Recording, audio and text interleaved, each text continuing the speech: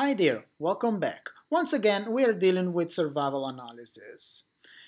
In this lesson, I would like to introduce another class of models that we can use to estimate the survival function of a random variable, and this class goes under the name of accelerated failure time models.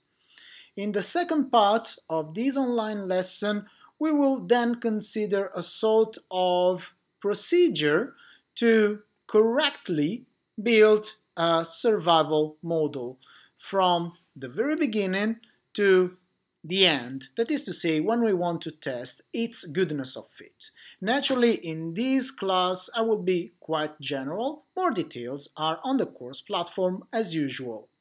Accelerated failure time models are a family of essentially parametric models that start from the consideration that the random variable capital T cannot be negative. This is true both when capital T represents time, but also under other specifications. You will find more details on the course platform when we deal with LGD. Now, since t cannot be negative, we can work with its logarithm. In practice, we assume that the log of t follows a linear model, and for every single counterparty I, we have that log of ti is the sum of two elements, xi prime beta, where we have the different covariates and their coefficients, and an error term epsilon I. This is the element on which we will make our parametric assumptions, our parametric choices. In particular, changing the distribution of the error term, we can obtain very different models. Typically, we assume this error term to have mean 0 and standard deviation 1, but this assumption can be somehow relaxed. In other words, we have that in an accelerated failure time model, the distribution of the log survival is just a simple shift of the baseline distribution of the error term. By exponentiating, we obtain the following representation, where the error term is now substituted by the exponentiated error term, ti0. Why do we call these models accelerated failure time models? Just have a look at the following example. Consider two types of companies, such that we can give the following two AFT representations. Now notice that in both cases the exponential terms x of x prime beta is nothing more than a multiplicative term for the exponentiated error terms represented by the capital T's, t1, 0 and t2, 0. And remember that the error term is exactly the object on which we make our parametric choices. Now, if we assume that the multiplicative term of the companies of type 2 is 2 times the one for the companies of type 1, essentially we are saying that the default time of a company of type 1 is half of that of a company of type 2. It's like we have accelerated the lifetime of companies of type 1.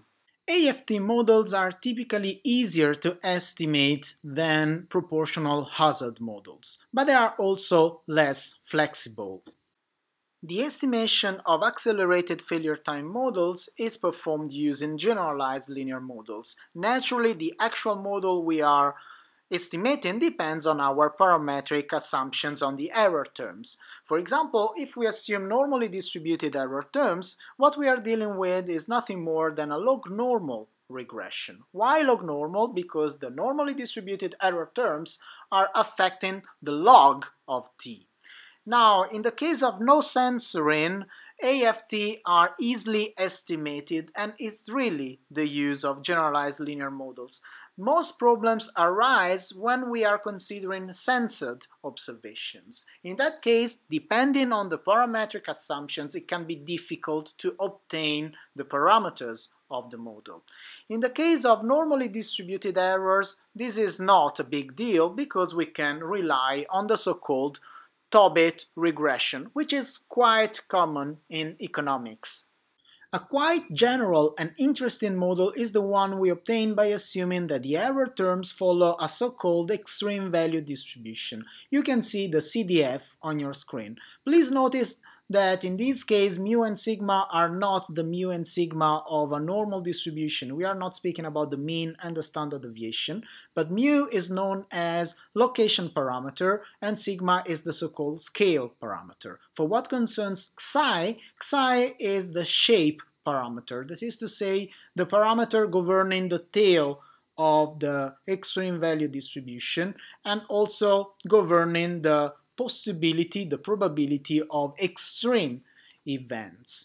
Now, if we assume errors to be EVD distributed, what we have, we can generate a lot of different linear models depending on the parameters of the extreme value distribution, which is actually a family of distributions. We can obtain exponential regression, we can obtain Weibull regression, log-logistic regression, and so on.